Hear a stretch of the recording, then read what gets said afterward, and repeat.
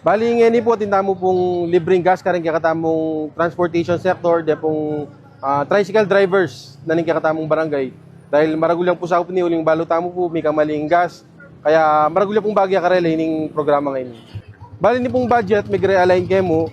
Original po yung budget ni king barangay officials sa tin kaya pong team building. O na nga isip mi po na i-cancel mi na po yung kaming team building. Gawan miya pong ayuda na panggas para karing kakatamong tricycle driver. Bali kayo pong San Bartolome to, dating tamo pong 42 ang miyembro. Karin pong aliwang barangay, kalupan ng poblasyon, Santiago, pong San Isidro. At hindi po mapilang miyembro, kaya total mga 50 plus la po rin kakatamong mag-beneficiaryo kaya rin kakatamong programa.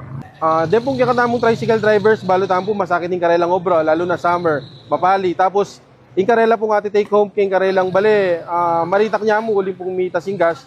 Kaya ini po, maragulyang saop karela, worth 500 po yung binyata mo karela, may pit na iking adwa, ating 300 at saka po ating 200. Depende po kung nano pong buridang unang pagas. Mag-expire po yan, kaya pong April 25, 1 week ya po.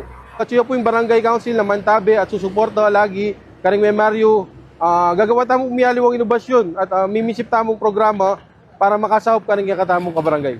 Masaya na po, uling bukod po kayong barangay kasi tatanggap lang naman po at ilanan po ako ngayon, balo ko kayong DSWD, rin po katamong tricycle drivers, kayong po Kapitolyo or kayong katamong munisipyo.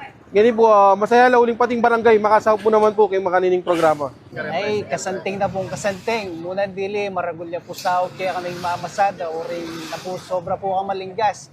Salamat kayo po kang Kapitan Redentor Malonzo po kayang lupon.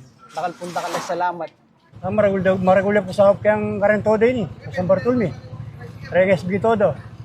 Kap, salamat Kap. Salamat.